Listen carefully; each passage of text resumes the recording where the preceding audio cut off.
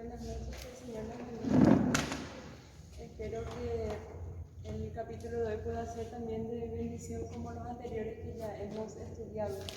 Para recapitular un poco todo lo que nosotros ya vimos en los anteriores, luego estuvimos introduciendo entonces lo que es cristología en la clase anterior, ¿verdad? El martes pasado hablando de Cristo, cuál es su participación en el Antiguo Testamento y en el Nuevo Testamento. Estuvimos también hablando y compartiendo un poco también, ¿verdad?, de que muchos de los cristianos piensan que Jesús aparece en la escena solamente en el Nuevo Testamento, pero vemos entonces que Jesús participa a partir del Génesis, ¿verdad?, ayudando a su pueblo, tratando de encaminarlo por los senderos correctos, ¿verdad?, e incluso en ocasiones bajando él mismo a dar mensajes a su pueblo, ¿verdad? En el Nuevo Testamento vemos a él encarnado en un hombre que fue crucificado en la cruz, tomó nuestro lugar y nuestro pecado fue imputado sobre él. Él resucitó y entonces nosotros a través de él somos justificados, ¿verdad? Hoy vamos a hablar sobre Jesús, una persona y dos naturalezas. Y vamos a conocer entonces un poco más lo que nos trae el capítulo de hoy. En la introducción podemos leer en el material, dice: vivimos en un tiempo en el que la persona de Cristo es objeto de gran controversia entre los teólogos. Sin embargo, esto no es un problema nuevo. En el siglo IV, la controversia arriana precipitó el concilio de Nicea, en el 325 después de Cristo. Otra controversia provocó el concilio ecuménico de Calcedonia, en el 451 después de Cristo. En el siglo IX fue testigo de la llegada del liberalismo y en el siglo XX apareció el grupo llamado Seminario Jesús. Ambos movimientos buscaban definir a Cristo sin la consideración de la integridad bíblica. En repetidas ocasiones a lo largo de su historia, la Iglesia ha tenido que definir su comprensión de la persona de Cristo. Acá entonces el capítulo introduce con las controversias que ha tenido la Iglesia. Y acá voy a poner los nombres entonces: los arrianos, que precipitó uno de los concilios, también el Seminario Jesús,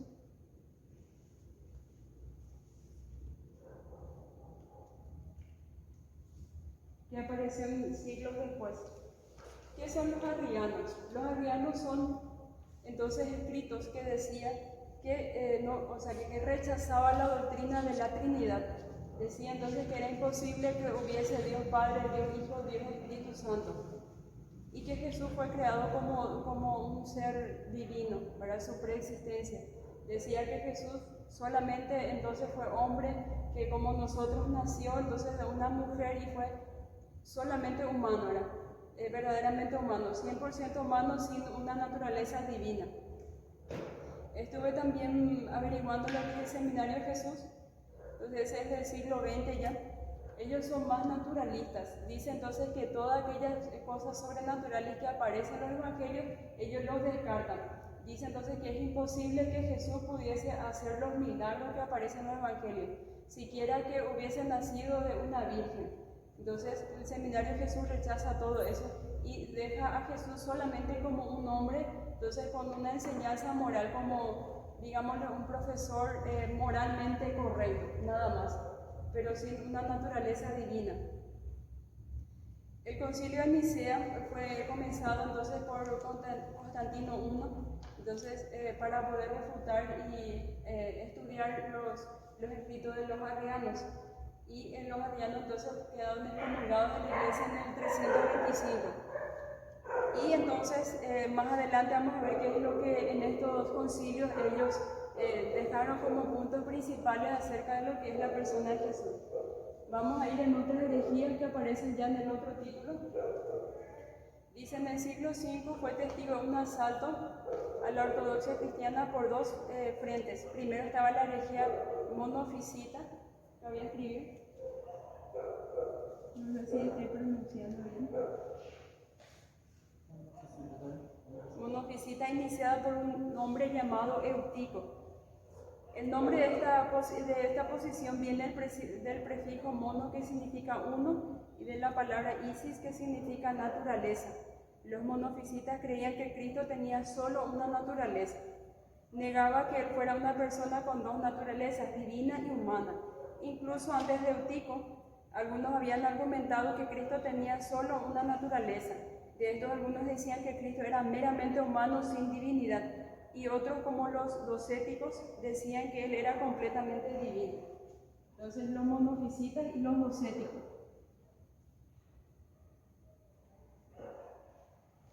Ambos movimientos entonces iban de un extremo al otro. Uno entonces sostenía que Jesús era solamente humano, netamente humano, y el otro entonces iba en el otro extremo diciendo que Jesús era solamente divino. Él no tenía necesidades humanas. Dice entonces, Eutico formuló la idea de que Cristo tenía una naturaleza teantrópica. Ya escribí también eso acá.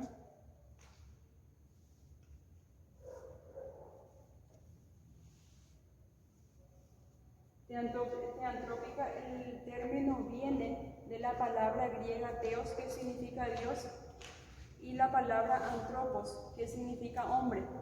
Eutico decía que la naturaleza de Cristo no era ni verdaderamente divina ni verdaderamente humana, más bien era una mezcla entre la divina y la humana. Otra herejía del siglo V fue el nestorianismo.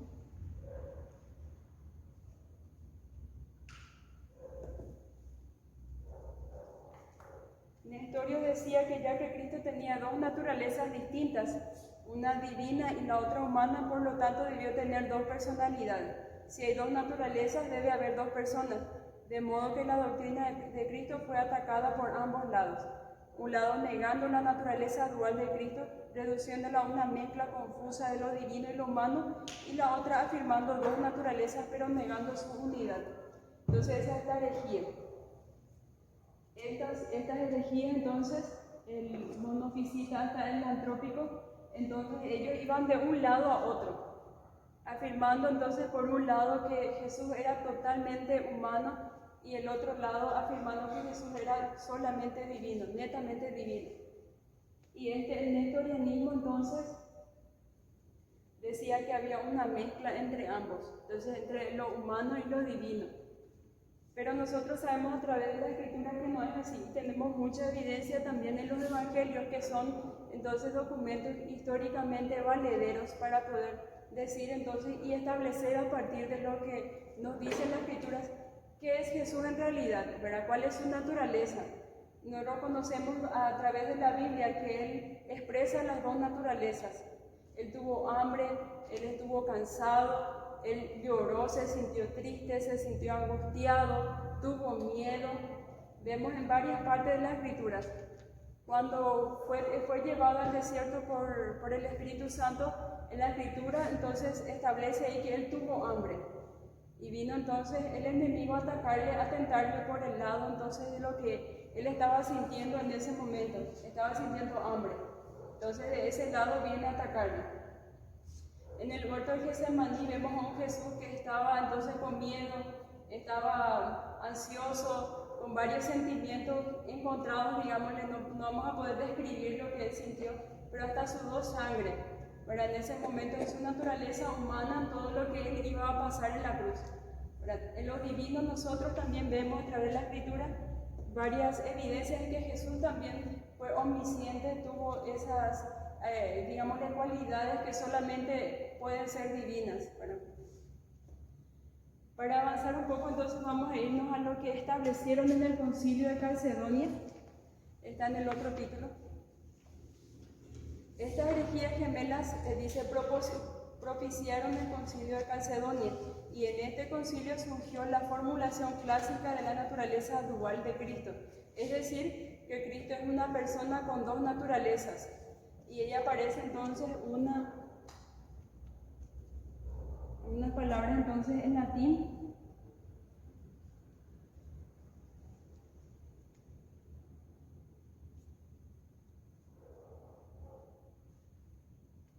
Vera homo, vera Deus. La palabra vera proviene del latín verties, que significa verdad, y la idea de que Cristo entonces es verdaderamente humano y verdaderamente Dios. Cristo tiene una naturaleza humana verdadera y una naturaleza divina verdadera. Estas dos naturalezas están perfectamente unidas en una persona. Junto con esta confirmación, el Concilio de Calcedonia emitió otras 4 negaciones. Como ya mencionamos, a lo largo de la historia de la Iglesia ha procurado entonces describir ciertos conceptos por medio de las negaciones. Por ejemplo, en cierta forma podemos definir lo que es Dios por lo que Él no es, ¿verdad? Dios es infinito, por lo cual Dios no es finito. Es inmutable, que significa entonces que no es mutable. Del mismo modo, entonces, los redactores del Credo de Calcedonia emitieron 4 negaciones confesando que Cristo es verdaderamente hombre y verdaderamente Dios, y que estas dos naturalezas están perfectamente unidas. Y ahí entonces dice las 4 negaciones. Primero, entonces, es sin mezcla. No hay entonces una mezcla entre lo divino y lo humano, sin confusión.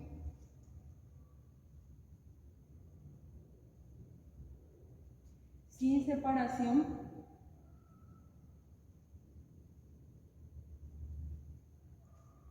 y sin división. Entonces, en el Concilio de Calcedonia utilizaron 4 negaciones para poder describir y determinar cuáles son entonces la naturaleza de Cristo. Él era verdaderamente humano, verdaderamente Dios, y esa naturaleza entonces era sin mezcla, sin confusión, sin separación y sin división. La primera de estas negaciones es dirigida a la herejía monofisita, que declara que las dos naturalezas, la divina y la humana, no están entremezcladas, como para formar una naturaleza humana deidificada o una naturaleza divina humanizada. La naturaleza humana es siempre humana, sujeta a limitaciones normales de la humanidad, y la naturaleza divina es siempre divina. Por ejemplo, la mente divina no perdió su omnisciencia en la encarnación. La mente divina lo sabía todo, aunque la mente humana no. Entonces había una división dentro de Jesús mismo, pero sin que esta sea otra persona. En la misma persona había esa división de conocimiento y de sabiduría, ¿verdad? Entonces, en el Concilio de Calcedonia ellos establecieron los límites y los parámetros para la Iglesia, ¿verdad? Para poder refutar y dejar en claro entonces a los arrianos, a los otros entonces que surgieron, que estaban entonces atacando la naturaleza de Jesús.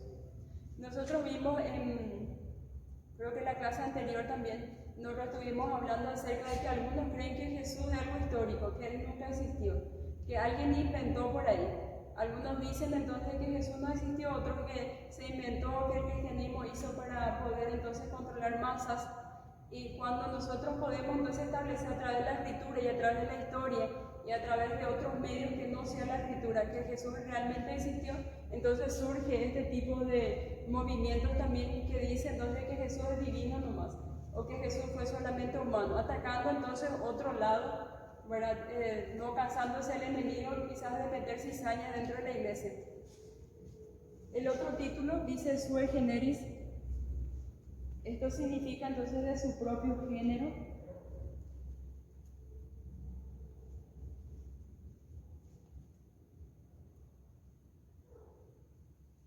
De su propio género o especie.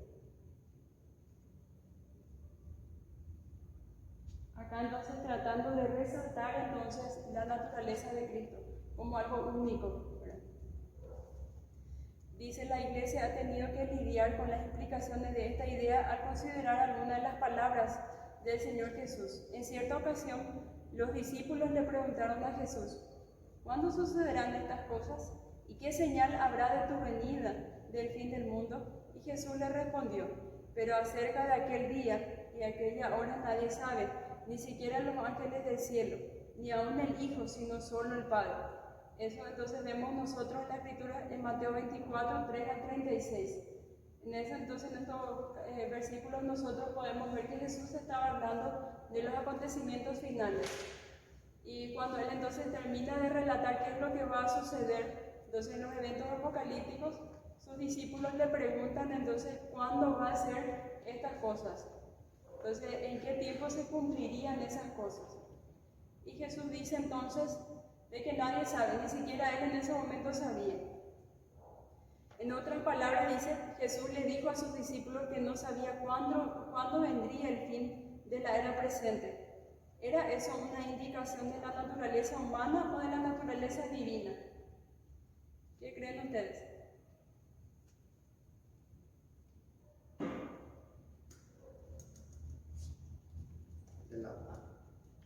Sí, podría ser. Entonces, vamos a seguir viendo cómo desarrolla entonces el capítulo.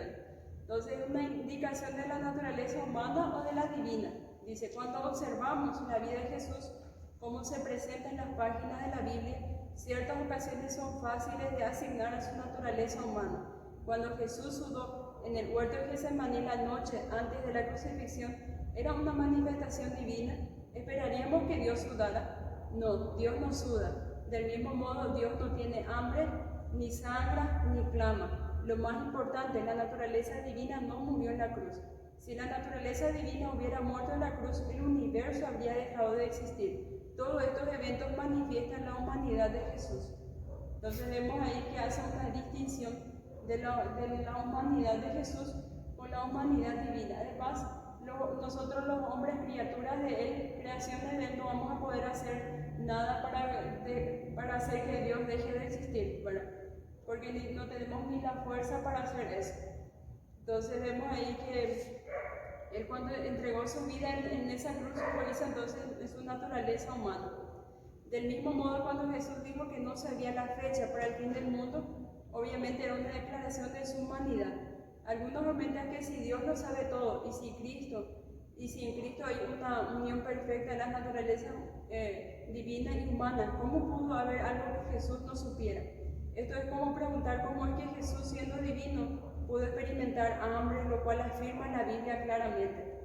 El punto es la importancia de distinguir entonces entre la naturaleza divina y humana, para que no lo confundamos o la mezclemos de tal forma que una de ellas oscurezca la realidad de la otra. Vemos entonces que Jesús no perdió su omnisciencia, Él sabía todo, pero cuando Él dijo entonces algo que Él no sabía en ese momento, no le estaba mintiendo a sus discípulos, porque si estaba mintiendo en ese momento, ¿qué hubiera pasado? Y vamos a ver entonces qué es lo que nos dice el libreto. Dice, el hecho de que Jesús no sabía el día ni la hora del fin del mundo no indica una separación entre su naturaleza divina y humana. No hay separación, pero sí hay una distinción. Su mente humana siempre estaba en unión con su mente divina. Y en el Nuevo Testamento frecuentemente vemos a Jesús mostrando conocimiento sobrenatural. Él revela cosas que ningún ser humano podía saber. ¿De dónde sacó esa información? La obtuvo de aquel que es omnisciente, pero una cosa es que la naturaleza divina comunique información a la naturaleza humana. Otra cosa muy distinta es que la naturaleza divina englobe la naturaleza humana y edifique la mente humana de Cristo. La mente humana tiene acceso a la mente divina, pero no eran iguales. Así que había ciertas cosas que Jesús no sabía, como él mismo lo expresó. Esto tiene perplejo incluso al brillante teólogo del siglo XVII, Tomás de Aquino, que formuló lo que él denominó la teoría de la acomodación. Aquino decía que Jesús tenía que saber el día y la hora porque es Dios encarnado, debido a la unión perfecta de sus dos naturalezas. ¿Cómo era posible que la mente divina supiera algo que la mente humana no sabía? Aquino decía que esto puede ser, así que Jesús debía haber sabido la respuesta, pero escogió no decirle a los discípulos, porque esta respuesta era demasiado misteriosa o teológicamente difícil para que ellos pudieran entenderlo. Sin embargo, con todo respeto para Tomás, si Jesús lo dijo a sus discípulos que no sabía, y en verdad sí sabía, estaba mintiendo, e incluso una mentira lo habría descalificado para ser nuestro Salvador. Humanamente hablando, tenemos que tomar en serio lo que Jesús dijo sobre los límites de su conocimiento. Y vemos ahí entonces, ahora entonces separando lo que es la naturaleza humana y divina de Cristo. Ahora vamos entonces a lo que Él dijo, las enseñanzas que aparecen entonces en los 4 evangelios. Y específicamente la pregunta que le hicieron sus discípulos y que Él respondió con una negación. Vemos nosotros, ¿verdad?, que Él creció como cualquier otro ser humano, ¿verdad? Él creció en sabiduría, en Lucas creo que está eso, no sé si alguien... Sabiduría en estatura, gracias Sí. para con Dios y para con los hombres. Sabiduría en estatura, gracias para con Dios y para los hombres, ¿verdad? No sé si alguien la encuentra por ahí para leerla más exactamente.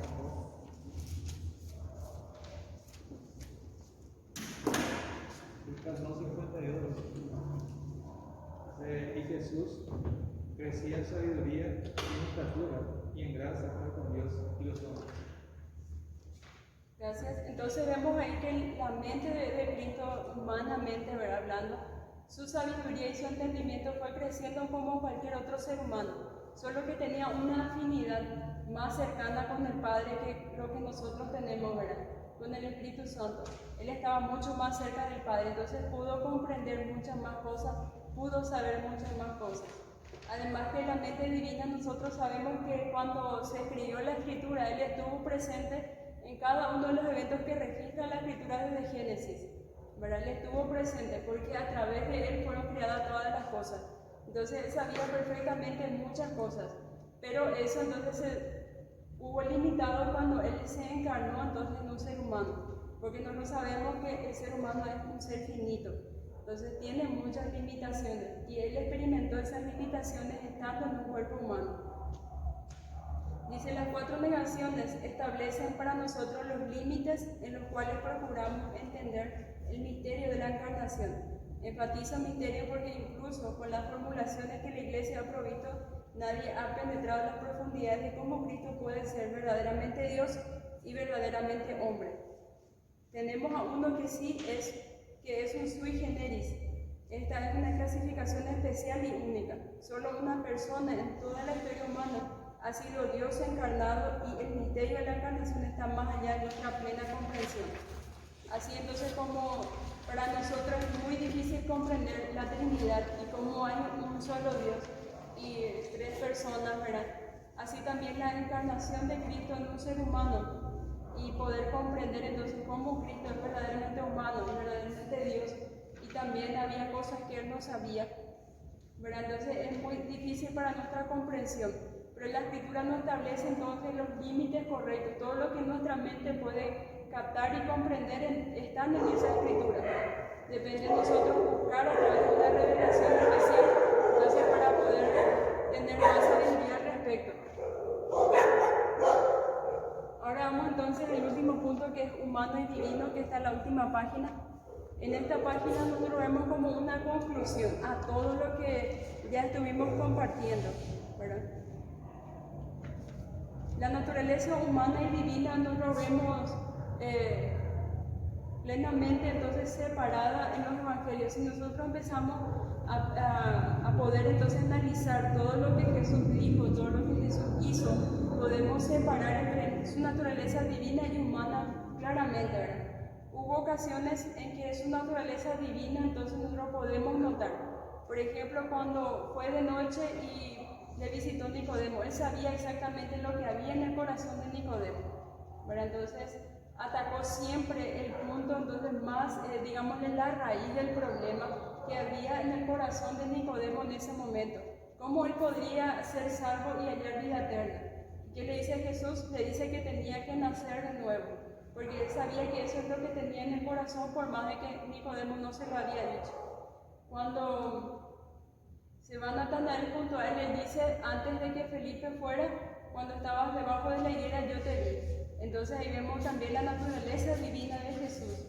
Él ya conocía a Natanael antes de que él se le presentara, entonces enfrente.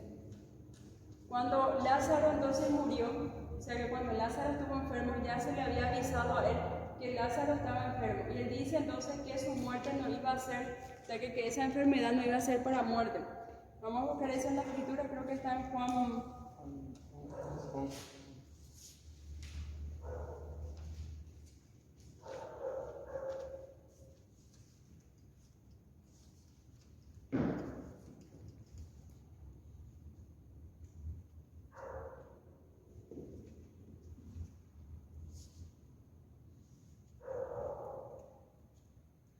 En el Juan 11:4 dice, cuando Jesús oyó la noticia, dijo, la enfermedad de Lázaro no acabará en muerte, al contrario sucedió para la gloria de Dios, a fin de que el Hijo de Dios reciba gloria como resultado. Entonces él sabía exactamente cómo iba a terminar. Cuando Jesús iba entonces también caminando, ¿verdad? él dice, yo tengo que parar a Samaria, ¿verdad? Él dice, es necesario que yo vea entonces a una mujer samaritana que estaba ahí, que iba a sacar agua. Él sabía exactamente lo que iba a ocurrir y tenía una cita divina entonces en ese momento. Vemos nosotros entonces que Jesús sabía exactamente lo que había en el corazón de los fariseos cuando le hacían sus preguntas como para hacerle tropezar o hacerle caer con sus palabras. Él sabía exactamente qué decirle para no enredarse entonces quizás con la respuesta que le diera a las preguntas que ellos le hacían. Y en la carta, como ya le estuve diciendo, entonces en la escritura registra ampliamente que él tuvo hambre, él sudó, él tuvo miedo, él sintió entonces todas las cosas que nosotros hemos sentido también. Filipenses 2:6, si es que alguien entonces puede buscar. Filipenses 2:6. Sí. El cual siendo en forma de Dios, no estimó el ser igual a Dios como cosa de que aferrarse, ¿Puedes continuar leyendo? sino que se despojó a sí mismo, tomando forma de siervo, hecho semejante a los hombres, y estando en la condición de hombre, se humilló a sí mismo, haciéndose obediente hasta la muerte y muerte de cruz.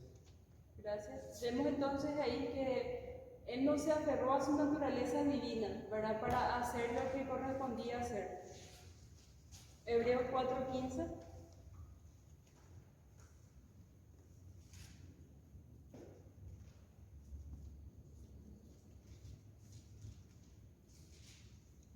Hebreos 4:15.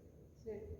Porque no tenemos un sumo sacerdote que no pueda padecerse de nuestras debilidades, sino uno que fue tentado en todo según nuestra semejanza, pero sin pecado. Gracias. Vemos entonces ahí de que Jesús tuvo que cumplir la vida perfecta que nosotros no pudimos cumplir, ¿verdad? Él entonces, al encarnarse como ser humano, volvió a ser como los primeros seres humanos que fueron creados por Dios, ¿verdad? Adán y Eva, antes de que cayeran ellos entonces en pecado, y él tenía que arreglar lo que ellos habían hecho mal. Entonces Jesús, al nacer en una naturaleza, digamos, fuera de pecado, tenía que corregir lo que Adán y Eva habían hecho mal en el huerto, entonces, en el huerto del Edén. Vamos a ver qué nos dice entonces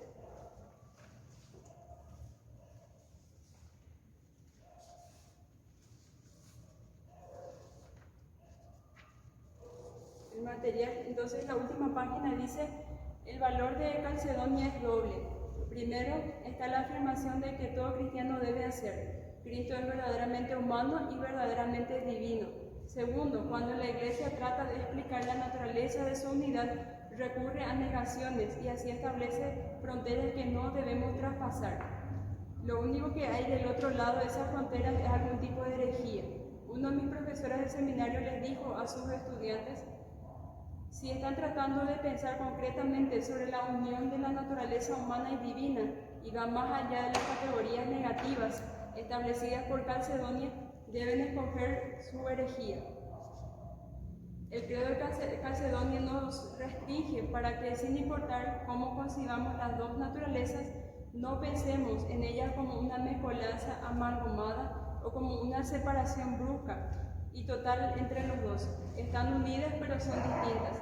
Lamentablemente, una frase importante del credo ha sido casi históricamente olvidada. Cada naturaleza retiene sus propios atributos. Cristo nos dejó a un lado entonces ninguno de sus atributos divinos. La naturaleza divina de Cristo es eternamente infinita, inmutable, omnisciente y omnipotente. La naturaleza humana también retiene los atributos de la humanidad. Es finita y limitada por el tiempo y el espacio. La fórmula de Calcedonia nos provee entonces algo de dirección para continuar nuestro estudio de la persona de Cristo. Entonces da entonces una conclusión general de lo que es entonces la naturaleza de Cristo, dándonos parámetros, por más de que para nosotros es algo imposible de comprender, ¿verdad? Porque no tenemos demasiada información revelada quizás, o porque es difícil enteramente para nuestra comprensión finita. Entonces tenemos la suficiente información para quedarnos y creer en eso, que Cristo es totalmente, entonces verdaderamente divina y verdaderamente humano. Entonces, si en los libros de historia, entonces algo para demostrar más entonces, digamos, el impacto que tuvo Cristo en la humanidad y algo que va a ser imposible por un simple profeta que se haya levantado en algún tiempo. No sé si alguna vez han visto la frase, entonces,